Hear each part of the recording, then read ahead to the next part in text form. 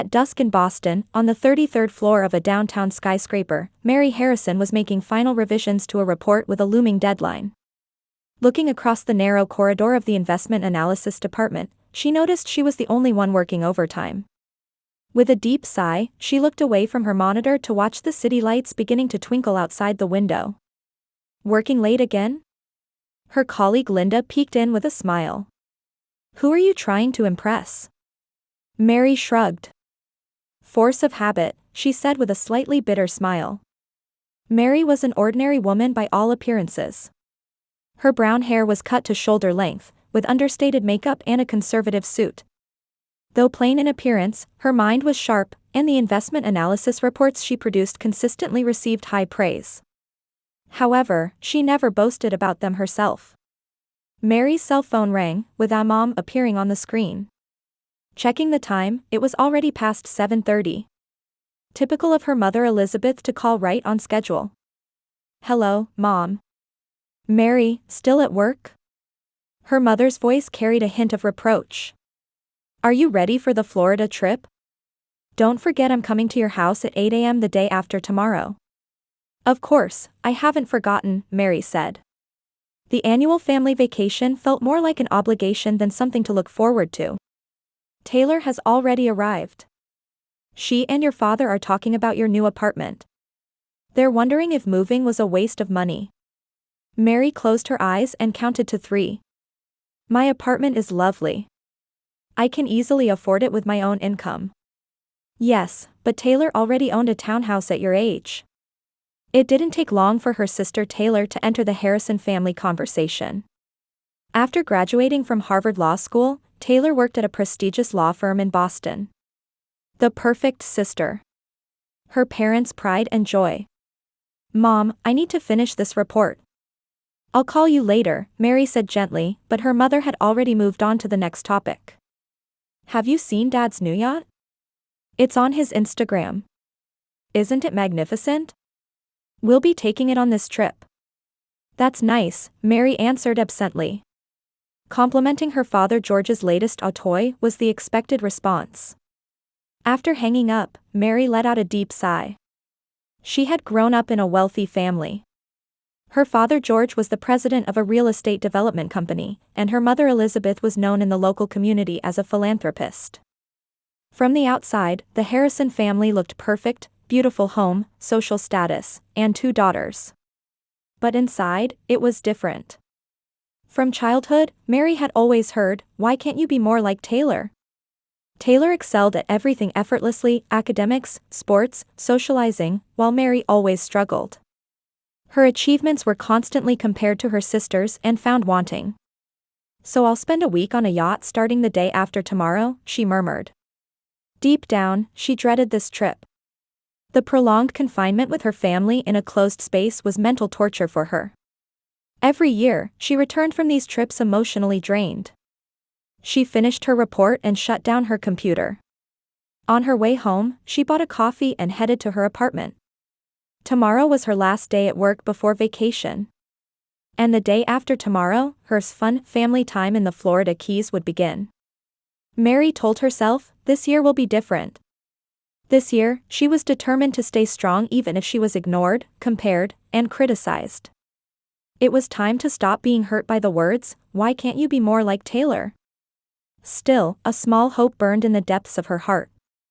Maybe this time would be different. Maybe her family would notice her recent successes at work. Maybe.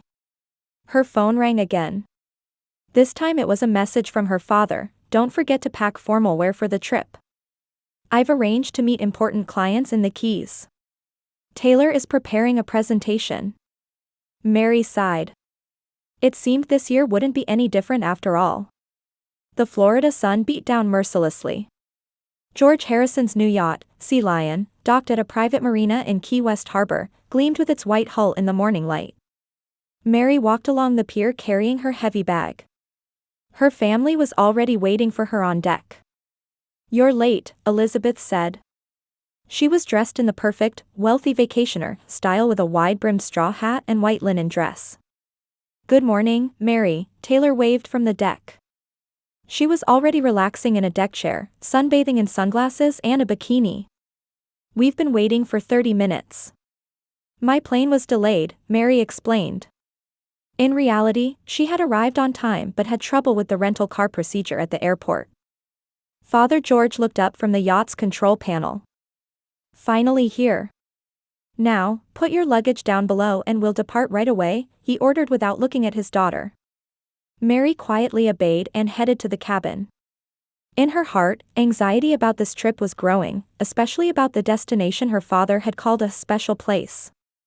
My private island, George proudly declared at the breakfast table.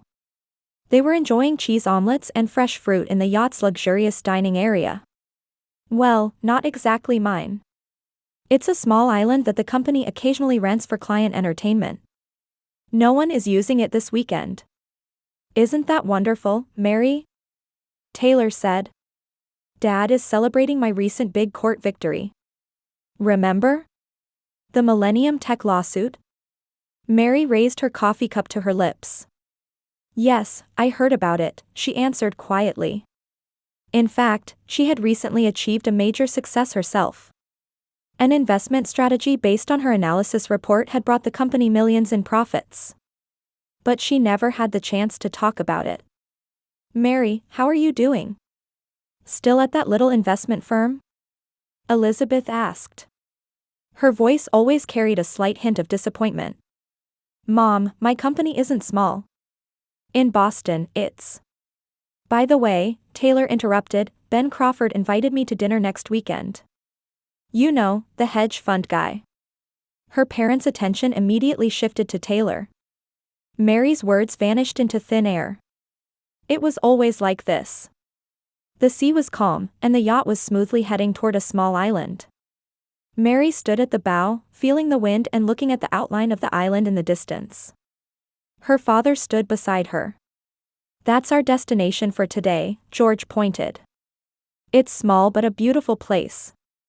Private beach, small forest, and nothing else. The perfect getaway, don't you think? Mary smiled. It's lovely, Dad, she said. By the way, my report on the East Asian market last month brought significant profits to the company's clients. The vice president. Have you heard about Taylor? George didn't seem to be listening to his daughter. She's a candidate for the next partner promotion. I'm proud of her. Mary nodded silently. The sea breeze caressed her cheeks coldly.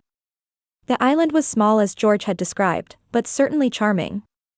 White sandy beach, turquoise blue sea, and a small tropical forest spreading inland. The yacht anchored in shallow water, and the group went ashore in a small boat. Let's prepare for the picnic, Elizabeth declared as soon as she set foot on the beach. Taylor, help me with the sunshade.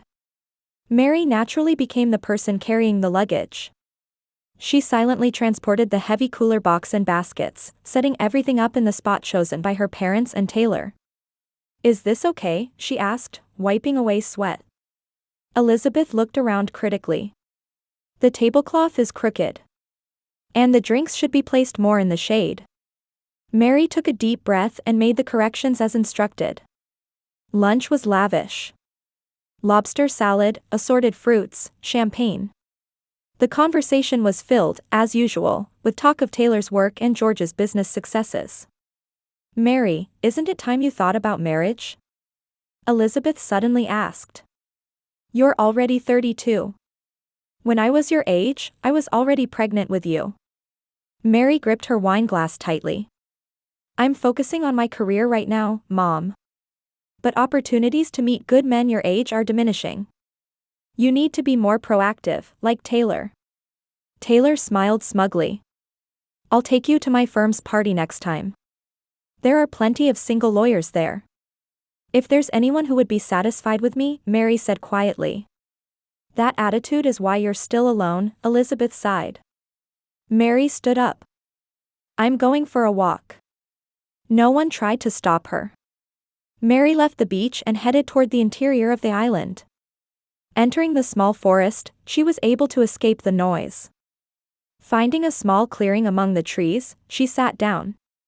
She was exhausted, not so much physically, but mentally drained.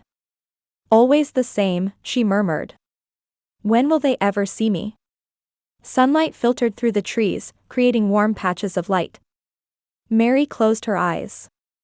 Just a little rest. She closed her tired eyes and let go of consciousness in the dappled sunlight. When she woke up, the first thing she noticed was that the angle of light had changed. It was evening. Checking her watch in panic, she saw that more than 2 hours had passed. Mary quickly got up and started running toward the beach. As she emerged from the forest, a shocking sight greeted her. Her father, mother, and Taylor were boarding the yacht's boat. All the picnic equipment had been packed up. Wait! Mary shouted. Are you leaving me behind? The three turned around. Taylor had a suppressed smile. Elizabeth looked confused. And George, he was laughing. Finally awake. Just a little joke, George said. However, he showed no sign of getting off the boat. A joke. Mary ran across the beach, breathless. Wait, is this really? You can swim back yourself, George laughed loudly. It's only 500 meters. You can swim that, can't you? Dad, this isn't funny, Mary said as she approached the boat. It'll be a memory for life, Taylor giggled. She had already started the boat's engine. George, are you sure about this? Elizabeth looked at her husband with slight hesitation. She's an adult, Elizabeth. Let her have a little adventure, George placed his hand on his wife's shoulder. Now, let's go. Wait. Mary cried, but the boat was already moving. Taylor looked back and waved. Have fun, sis. Mary collapsed to her knees. Sitting on the sandy beach, she watched in disbelief as the boat carrying her family headed toward the yacht. This was no joke. They really intended to leave her behind. The boat reached the yacht, and she saw the three of them boarding. Soon after, the sound of the yacht's engine echoed across the island, and the white hull slowly began to move. Mary stood up and desperately waved her hands. Come back, she shouted. This isn't funny. But the yacht continued without changing course, gradually moving away.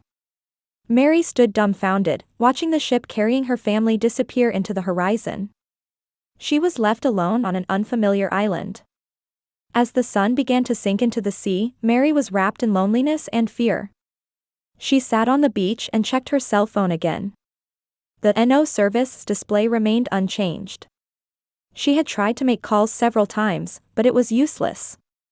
They really aren't coming back, she whispered in a trembling voice. For the first few hours, Mary shook with anger. This was just a prank, she told herself, soon her family would return, laughing. But as time passed, reality weighed heavily on her. They had truly abandoned her. Looking around the darkening beach, she stood up. Only the remnants of the picnic, a tablecloth, some leftover bread, and a bottle of wine, remained on the island. Mary gathered these items and began preparing to spend the night. At least I have water, she counted the bottles of mineral water. 3 bottles. If she rationed them, they would last a day. As night fully arrived, the Florida sea breeze felt cold. She wrapped the tablecloth around her body and curled up on the sandy beach. Only the sound of waves accompanied her lonely night. Why, she questioned the starry sky. What did I do? Tears streamed down her cheeks. Since childhood, Mary had tried to meet her parents' expectations. Good grades, good college, good job. But it was never enough. Taylor was always one step ahead, capturing their parents' attention. But she hadn't expected this kind of treatment. Because of the cold night wind and fear, she barely slept. With the dawn, she struggled to her feet with a frozen body. First, let's explore the island, she told herself. There might be a water source. Maybe food too. As she began walking inland, she realized the island was a bit larger than she thought. After passing through the small forest, there was another beach on the opposite side. Mary decided to circle the island, hoping to find something useful. The circumference of the island took about an hour to walk. Unfortunately, she didn't find any freshwater source. However, she discovered some coconut trees. Mary succeeded in knocking down some young coconuts by throwing stones. At least I won't die of dehydration, she murmured, satisfied with this small victory. Climbing to the highest point of the island, she surveyed her surroundings. Blue sea stretching to the horizon. Was there a way to call for help? She tied the tablecloth to a tree branch, making an improvised flag. To be noticeable. All day, she kept watch for any ships appearing in the distance. In the afternoon, she managed to catch a small fish with her bare hands. Although she was reluctant to eat it raw, hunger won out. I will survive, she resolved. And I'll show them that I'm stronger than they imagine. By the evening of the second day, Mary's hope was beginning to fade. Water was running low, and she was exhausted from sunburn and fatigue. She climbed back to the high point of the island and stared at the horizon. And then, it appeared like a miracle. A small dot on the horizon. A ship. Mary stood up and waved her arms widely. Over here, she shouted. Help! She ran down to the beach, racing across the burning sand with bare feet. She held the tablecloth and waved it frantically. The ship slowly approached. Mary's heart leaped with hope. It was a large yacht, looking much more luxurious than her father's. Help, she continued to shout until her voice gave out. The yacht stopped about 200 meters offshore. A small boat was lowered, and two men got in. They began rowing toward the beach. Mary collapsed to her knees in relief. She was saved. As the boat approached, the figure of one man became clearly visible. He had suntanned skin and sharp eyes, wearing casual sailing attire. The other man appeared to be a young crew member. Are you all right? The older man was the first to disembark when the boat reached the sandy beach. His voice was deep and authoritative. Yes, no.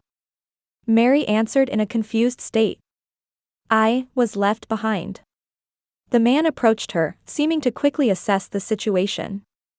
His sharp eyes studied Mary's exhausted figure, and he immediately took action. He gave instructions to the crew, who promptly brought a bottle of water from the boat. Mary drank gratefully. Moistening her throat, she felt some strength returning. My name is James Montgomery, the man introduced himself. I own this island. Mary looked at the man in surprise. The owner? Yes. This is private property, James said. I happened to be sailing by for the weekend. I was surprised to see someone on the island. Usually, no one is here without prior permission.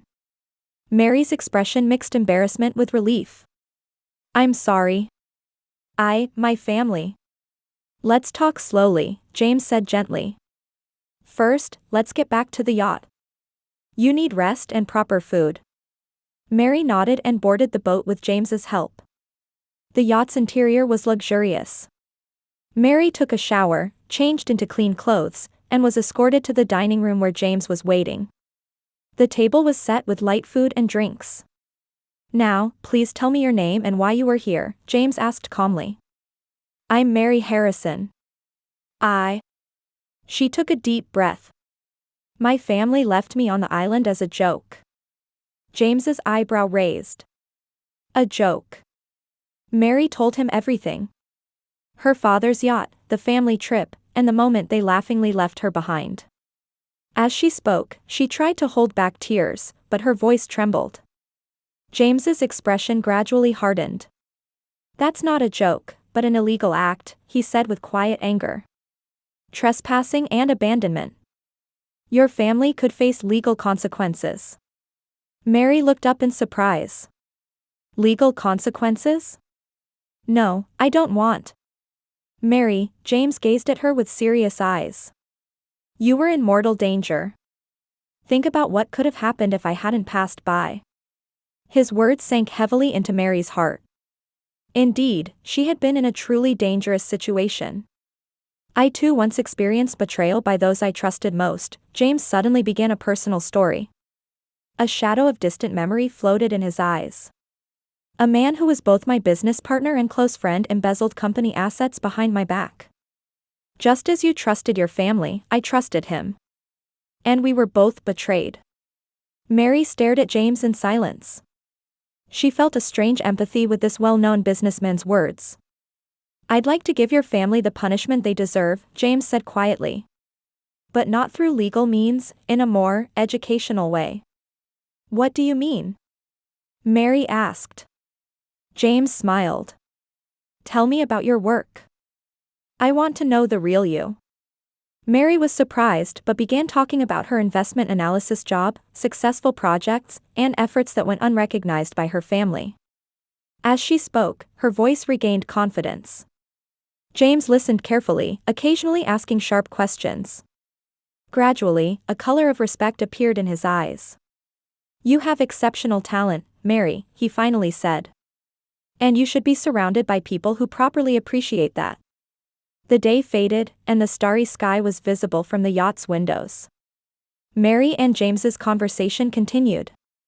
They found common interests, and topics ranged from business strategies to world affairs. "Tomorrow, I'll take you back to the mainland," James said. "But before that, I have a proposal." Mary looked at him expectantly. "My corporate group is looking for someone with your analytical skills," James said with a serious expression. "I want to properly value your talent. Of course, you don't need to decide immediately. Take time to think about it." Mary's heart leaped. Was this fate? Had her terrifying experience on the island opened a new door? "Thank you," she said.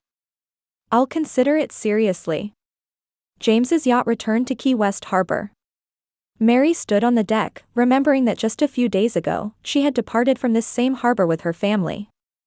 Unlike then, her heart now held a strange tranquility. "Have you made your decision?" James stood beside her and gently asked. Mary shifted her gaze from the sea to look at him.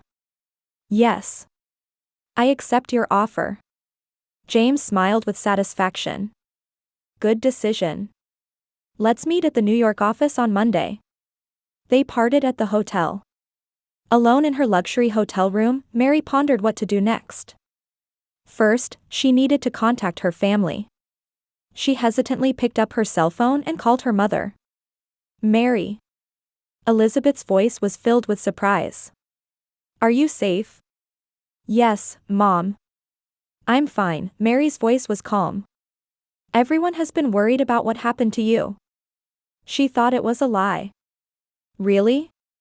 But you all left me on the island." There was silence on the other end of the phone. "That was Dad's idea. He thought you could use a little adventure." "Adventure?" Mary smiled bitterly. "Mom, that wasn't adventure, it was abandonment."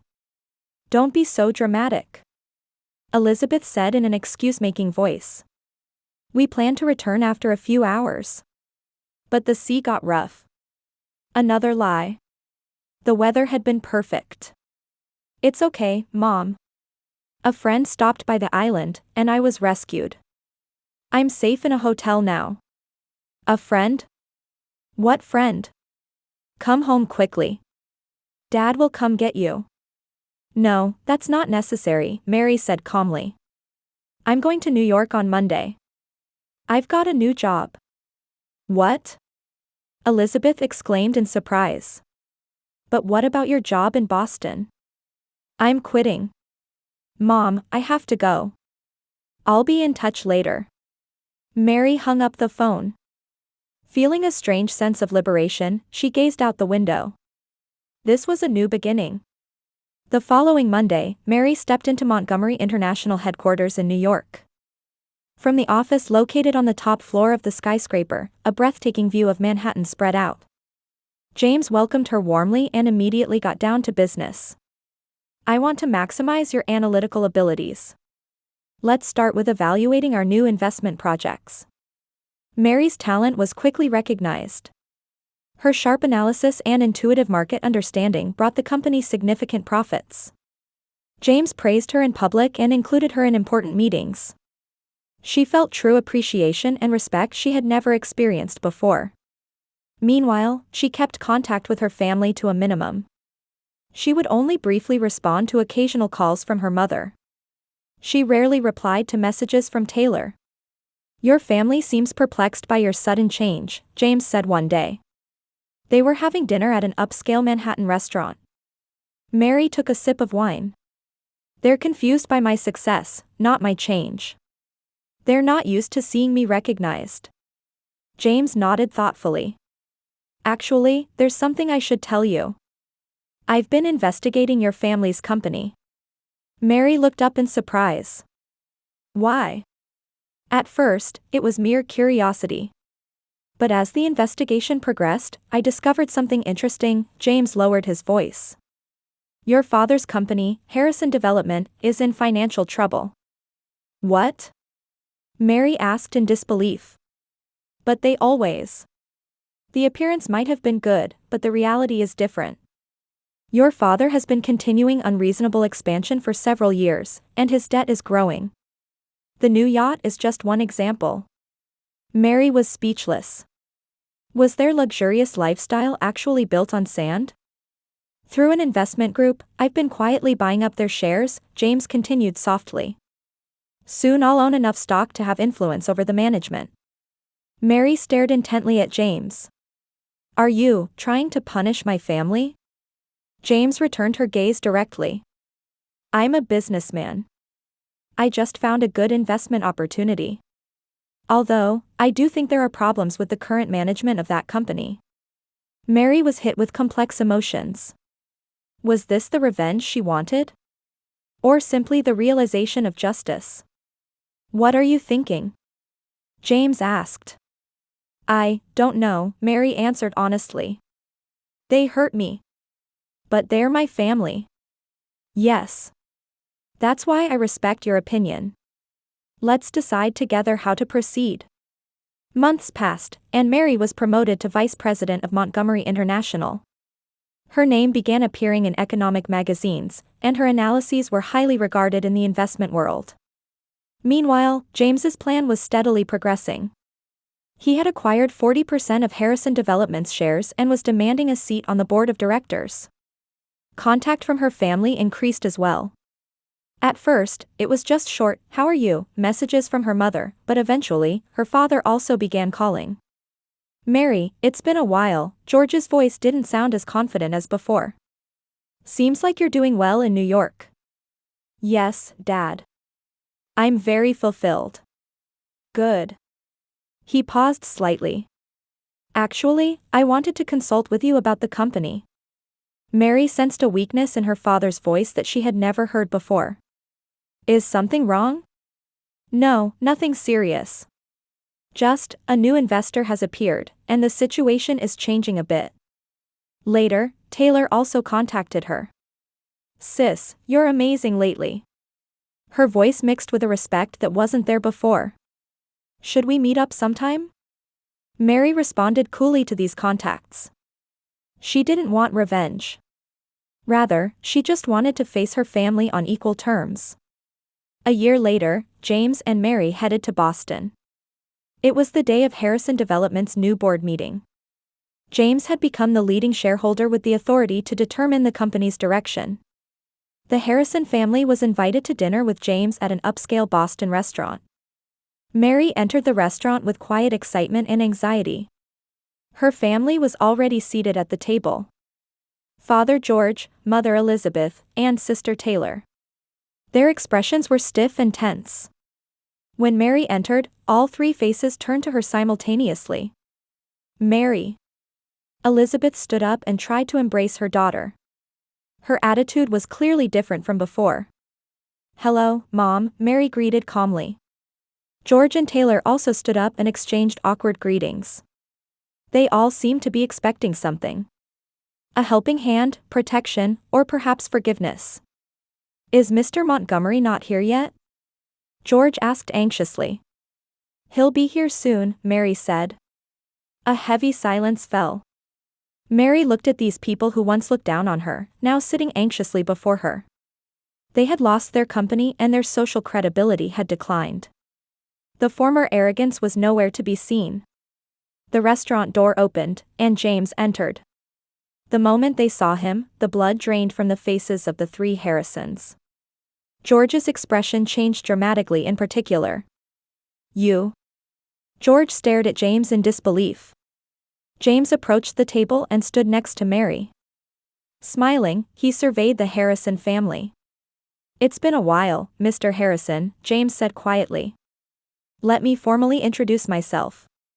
James Montgomery. I'm the owner of the island where you abandoned your daughter." Words disappeared from the three faces. They stared alternately at Mary and James, at a loss for words. "Cheers." Mary raised her champagne glass and looked around at her family seated at the table. In the summer twilight, Manhattan's streets gleamed golden from the New York penthouse. "To our new beginning." Everyone clinked glasses to her words. 3 years had passed since that shocking confrontation. James had completely taken Harrison Development under his wing and had given George a position as manager of a new small-scale project. The former Steel George had now learned humility and was using his talents within a limited scope. "The results of the recent Young Talent Development Program are wonderful, Dad," Mary smiled at her father. George nodded a bit sheepishly. "It's thanks to your advice." Taylor had quit the law firm and was now working for a non-profit organization. Her legal knowledge was being used to help the underprivileged. "I'm rooting for your environmental lawsuit next week," Mary told her sister. "Thank you," Taylor responded sincerely. The relationship between the two had changed from competition to cooperation. And Elizabeth had undergone the biggest change. She had obtained a family therapist qualification and was now giving lectures on the theme of building true family relationships.